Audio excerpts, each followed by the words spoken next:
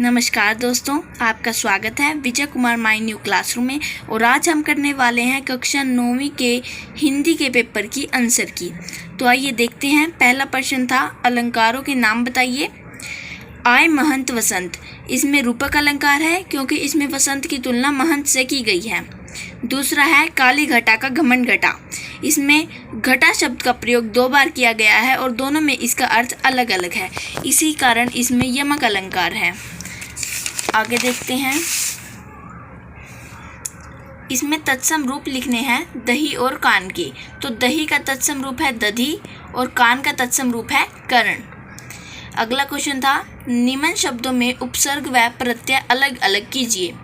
सुपात्र, सु प्लस पात्र, और चिकनाहट, चिकना प्लस हट। आगे देखिए दोस्तों, इनके दो अनेकार्थी शब्द लिखने थे, कर और कल के। इसमें कर के हैं हाथ और टैक्स, और कल के हैं बीता हुआ दिन, आने वाला दिन और मशीन। अगला था, स्वर रहित र यानी र का प्रयोग करते हुए एक शब्द लिखिए, जो है करम, सरप और चर्च। संयुक्त व्यंजन आज्ञा में वर्ण विच्छेद कीजिए। इसके वर्ण विच्छेद हैं दोस्तों, ज प्लस न प्लस अ। विग्रह करके समास का नाम भी लिखिए।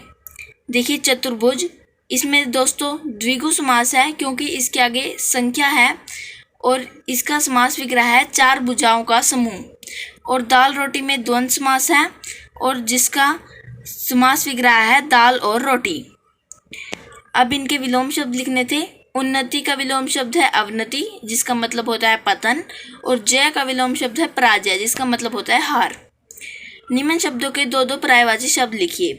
घर के पर्यायवाची शब्द है गृह, निकेतन और भवन, और भगवान के हैं ईश्वर, प्रभु और परमात्मा। बहुविकल्पीय प्रश्न था, मानसरोवर शब्द का प्रयोग किस संदर्भ में हुआ है? तो इसका अर्थ है पवित्र मन। अगला क्वेश्चन है दोस्तों, सोई संत सुजान में कौन सा अलंकार है? तो इसमें है अनुप्रास अलंकार, क्योंकि इसमें स 3 बार आया हुआ है। आगे देखिए, सुबरन कलश सुरा भरा में सुरा शब्द किसका प्रतीक है?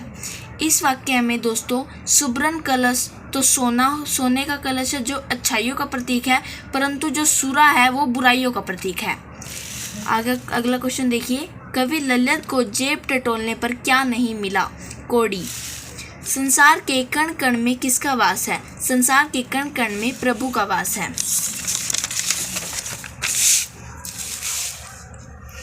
आगे देखिए दोस्तों, किस पर्वत को श्री कृष्ण ने अपनी उंगली पर उठाया था? दोस्तों गोवर्धन। रसखान करील के कुंजों पर क्या नौछावर करना चाहता है? सोने के करोड़ों भवन। मनुष्य जन्म पाने पर रसखान जी क्या बनना चाहते हैं? दोस्तों इसका सही उत्तर है ग्वाला। किन दीवारों को कवि ने काली कहा है? कवि ने जेल की दीवारों को काली कहा है। आगे देखिए, कोयल कब चीखती है? कोयल अर्धरात्रि में चीखती है। मोहन के व्रत में मोहन किसके लिए प्रयुक्त हुआ है? इसमें मोहनदास करमचंद गांधी, महात्मा गांधी जी के लिए प्रयोग किया गया है। बच्चों का काम पर जाना समस्या को कवि किस प्रकार उठाना चाहता है? प्रश्न की तरह। आगे देखिए दोस्तों, ये प्रश्न 3 नंबर के प्रश्न थे। सुविधा और मनोरंजन के उपकरणों से बच्चे वंचित क्यों हैं? क्या वास्तव में सारे उपकरण मिट गए हैं? देखिए दोस्तों, इसका सही आंसर होगा, सुविधा और मनोरंजन के उपकरणों से बच्चों के वंचित रहने का मुख्य कारण सामाजिक व्यवस्था और आर्थिक मजबूरी है। निम्न श्रेणी के बच्चों को बचपन से ही भरण पोषण के लिए श्रम करना पड़ता है। जहां जीविका के लिए इतनी मेहनत करनी पड़े, वहां सुख सुविधाओं की कल्पना करना तो असंभव सा है। इसी कारण बच्चे सुविधा और मनोरंजन के उपकरणों से वंचित हैं। अगला क्वेश्चन है दोस्तों, कवि माखनलाल चतुर्वेदी कोयल के अपेक्षा स्वयं को हीन महसूस क्यों कर रहे हैं? कवि माखनलाल चतुर्वेदी स्वयं को हीन इसीलिए महसूस कर रहे हैं क्योंकि वह तो कालकोठरी में सीमित है, परंतु कोयल अपनी आज़ादी प्रकट कर सकती है। वह अपने आप को अत्यधिक हीन कोयल की स्वतंत्रता तथा अपनी पराधीनता के कारण समझ रहे हैं। कोयल अपनी स्वतंत्रता को गीत गाकर दिखा सकती है, परंतु उन्हें तो उस काल कोठरी में रोना भी गुनाह के बराबर लगता है। सखी ने गोपी से कृष्ण का कैसा रूप धारण करने का आग्रह किया है? सखी ने गोपी से कृष्ण का मनमोहक रूप धारण करने का आग्रह किया है। सखी ने गोपी से कहा कि वह श्री कृष्ण की तरह गले में गुंजों की माला डाले, सिर पर मोर पंख तथा तन पर पीले वस्त्र धारण करे। परंतु गोपी ने सभी चीजों को धारण करने के पश्चात भी मुरली को धारण नहीं किया, क्योंकि गोपी मुरली को अपनी सौतन समझती थी। आगे देखिए दोस्तों, गधे के गुणों के समान दूसरा पशु कौन माना जाता है? दोस्तों इसका सही उत्तर है बैल। गधा किस महीने में कुलेल कर लेता है? वैशाख। कांजी हाउस में कितनी घोड़ियां थी? 3। शेखर विहार के खेती के मुखिया कौन थे? नमसे। लेखक किस मार्ग से अपने साथियों से बिछुड़ गया? लंकोर। तिब्बत का सबसे खतरनाक स्थान कौन सा था? डांडी। पर्यावरण की सुरक्षा को लेकर सालिम अली किससे मिलने गए थे? उस समय के प्रधानमंत्री चौधरी चरण सिंह से। D.H. लॉरेंस की पत्नी का क्या नाम था? फ्रीडा। बर्ड वॉचर की संज्ञा किसे दी गई? सालिम अली को। टोपी कितने आने में मिल जाती थी? 8 आने। पूस की रात में नीलगाय किसका खेत चर गई थी? हल्कू का। प्रेमचंद किसके साथ फोटो खिंचवा रहे थे? पत्नी के साथ। तो आगे प्रश्न था दोस्तों, प्रेमचंद के फटे जूते पाठ में टीले शब्द का प्रयोग किन संदर्भों को इंगित करने के लिए किया गया है? तो इस पाठ में टीले शब्द का प्रयोग मार्ग की बाधा के रूप में किया गया है तथा जो प्रेमचंद के लेखन में समाज की बुराइयों को लिखने में उसने कठिनाइयों को उठाया था, उनके बारे में इंगित किया गया है। छोटी बच्ची किसकी बेटी थी? छोटी बच्ची भैरव की बेटी थी और उसने बैलों की रोटी क्यों खिलाई? छोटी बच्ची भैरव की बेटी थी तथा उसकी मां मर चुकी थी। वह अपनों को खोने का दुख जानती थी, इसी कारण उसमें बैलों के प्रति अपनेपन की भावना जागृत हुई तथा उसी भावना के कारण उसने बैलों को रोटी खिला दी। आगे प्रश्न है दोस्तों, मुहावरों के अर्थ लिखकर स्वरचित वाक्य बनाइए। अपना उल्लू सीधा करना, इसका अर्थ है अपना उद्देश्य सिद्ध करना। जैसे राकेश ने सदा अपना उल्लू सीधा करने के लिए दोस्ती की है। 9-2-11 होना, भाग जाना। पुलिस के आते ही चोर 9-2-11 हो गया। आगे देखिए दोस्तों, कृतिका के अब प्रश्न चालू हो गए हैं। लेखिका की नानी की आज़ादी की लड़ाई में किस प्रकार भागीदार रही? लेखिका की नानी जो थी वह प्रत्यक्ष रूप से न होकर अप्रत्यक्ष रूप से आज़ादी की लड़ाई में भागीदार थी। उन्होंने अपनी बेटी की शादी के लिए एक क्रांतिकारी को चुना, जिससे उनकी भागीदारी आज़ादी की लड़ाई में हो गई।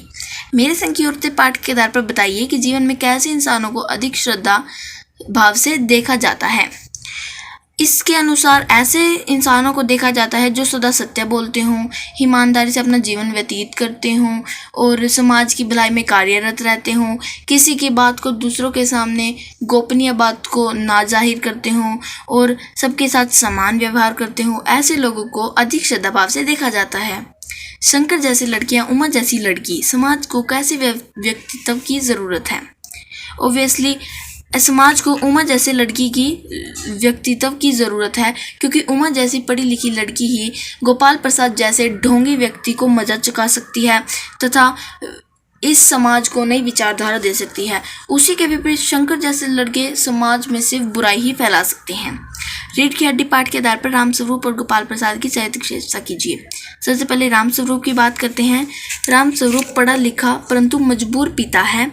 वह इससे शिक्षा को मानता है, परंतु वह अब शादी के लिए उसे छुपा रहा है।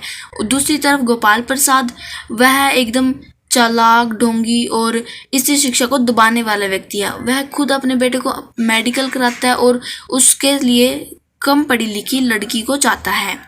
अगला क्वेश्चन है, माटी वाली के पास अपने अच्छे या बुरे भाग्य के ज़्यादा सोचने का समय क्यों नहीं था? माटी वाली के पास अपने अच्छे या बुरे भाग्य के बारे में सोचने का समय इसीलिए नहीं था क्योंकि वह सदा ही अपने कार्य में लगी रहती थी।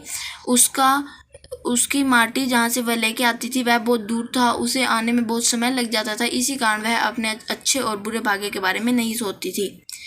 आगे देखिए दोस्तों, प्रेमचंद तथा हरिशंकर परसाई के जीवन में साहित्य के प्रकाश डालिए।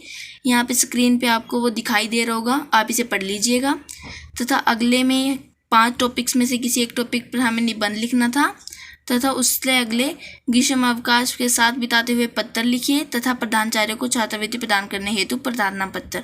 तो दोस्तों ये अब हमारा हो चुका है और आप कमेंट करिएगा कि आपके कितने मार्क्स आप स्कोर कर सकते हैं तथा अब आप जिस टॉपिक पर वीडियो चाहते हैं हम वीडियो बनाएंगे। आप कमेंट कीजिए, लाइक कीजिए और इस चैनल को सब्सक्राइब कर लीजिए।